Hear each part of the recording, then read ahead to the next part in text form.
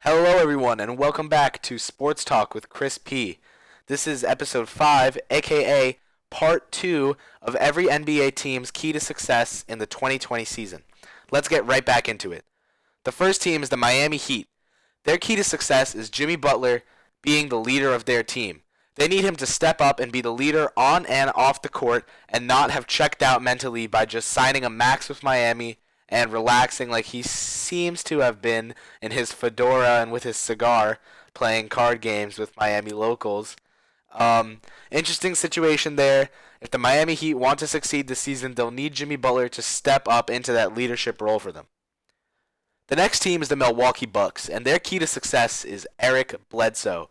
They need him to take over Malcolm Brogdon's production and sustain his own, which is a lot to ask, but if he can do so, they'll have no problems replacing the production of Brogdon and winning a lot of games yet again in the Eastern Conference.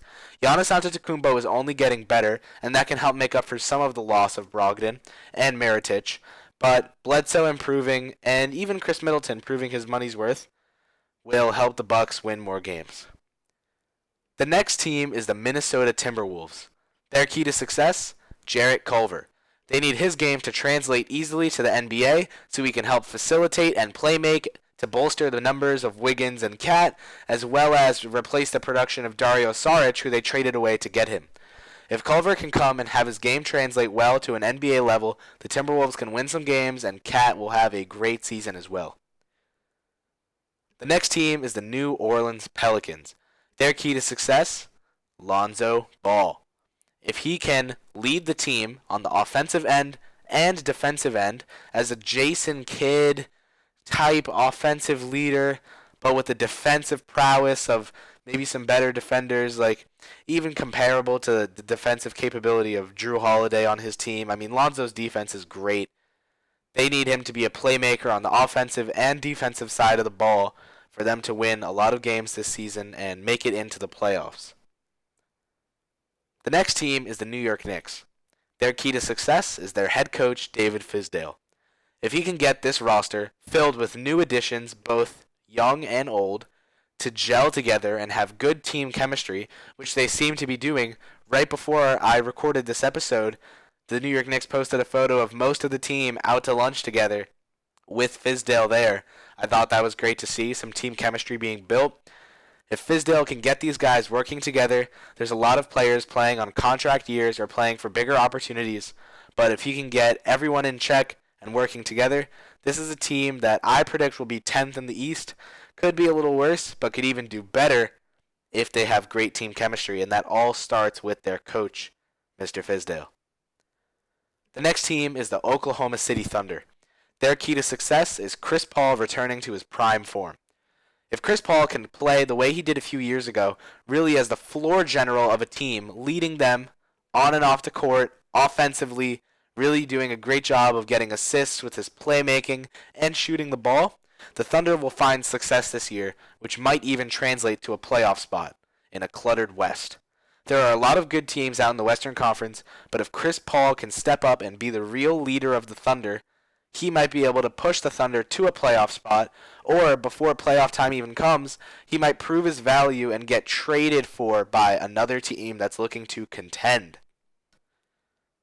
The next team is the Orlando Magic, and although they have a lot of different pieces that could be labeled as their key to success, I chose Jonathan Isaac.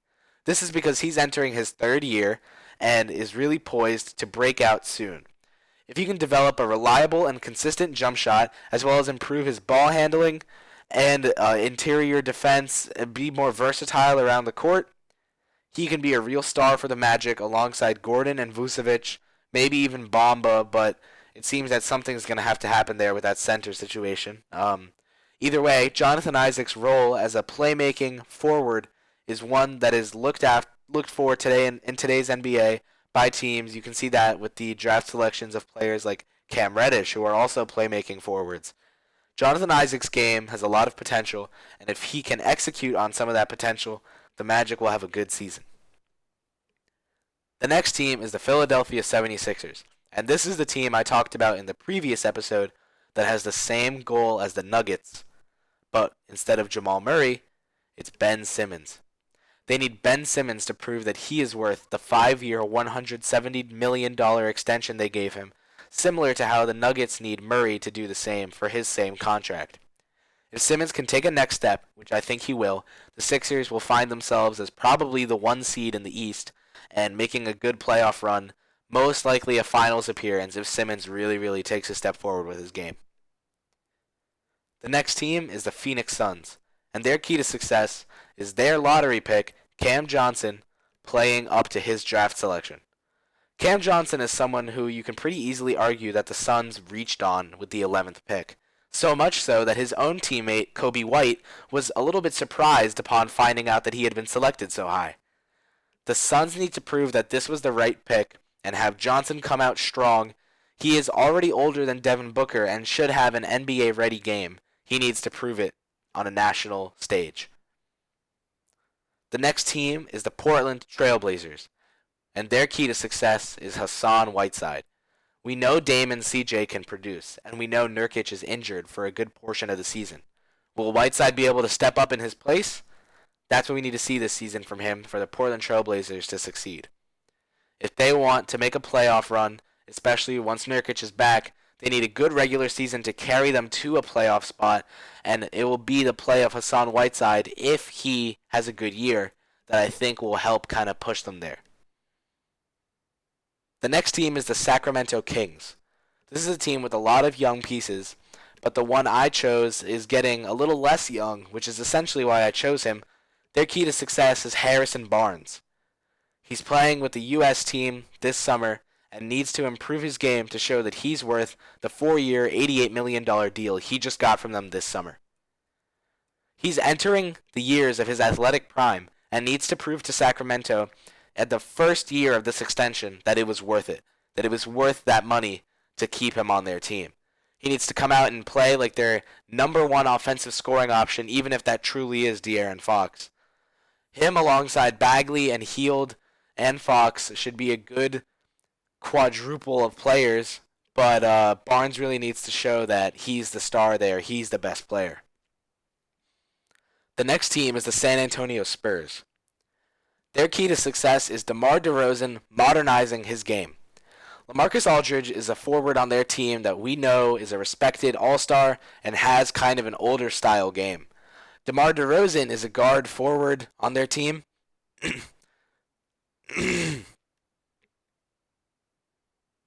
DeMar DeRozan is a guard forward wing player on their team who doesn't have the most modern game and really needs to prove that he has it. With the addition of a three-point shot, which I've seen him working on this summer, DeRozan should be able to prove to Coach Pop and the Spurs that he's their number one offensive scoring option and he's ready to go every night with a diversified skill set, which should include a new three-point shot. The next team is the Toronto Raptors, and their key to success is someone I mentioned in episode 1, which is OG Anunoby. They need him to develop and not replace Kawhi Leonard completely, because we know that won't happen, but kind of take over some of that production, even if most of it goes to Siakam and their veterans like Lowry and Gasol. If Anunoby can prove his place on that team, I think it'll help his development and help him be a better player, especially since he's still so young. I think once he gets a bit older, he'll have a really refined game, and I think this season will be a big step forward for him. The next team is the Utah Jazz, and their key to success is that they need their bench to play well. If the Utah Jazz's bench depth can keep up, their starting five, which we know is star-studded, will help lead them to a lot of games. The starting five goes in. You have Conley, Mitchell, Ingles, Bogdanovic, Gobert, a lot of good players. All five of their starters are good players.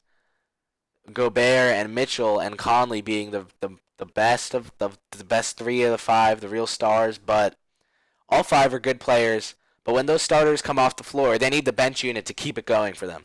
I think this will happen, and I see a lot of it being attributed to guard Dante Exum, who they drafted a few years ago.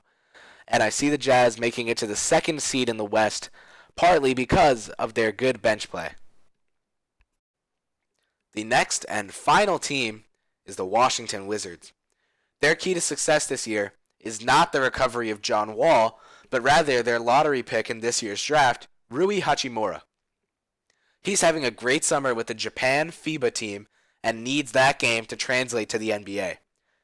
His shooting stats are insane. He's putting up great percentages for Japan, and if that can translate to the NBA, that can help the Wizards team, which has a lot of question marks, find some consistency in a star young player like him. I think it was a great move for Jordan Brand to sign him, especially to make their brand more global. And I also think it's good just because he's going to be a good player.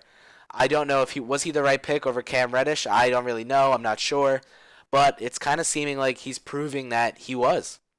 So if he can have a good, consistent season, the Wizards will appreciate it a lot, and I think they'll have some added success because of it.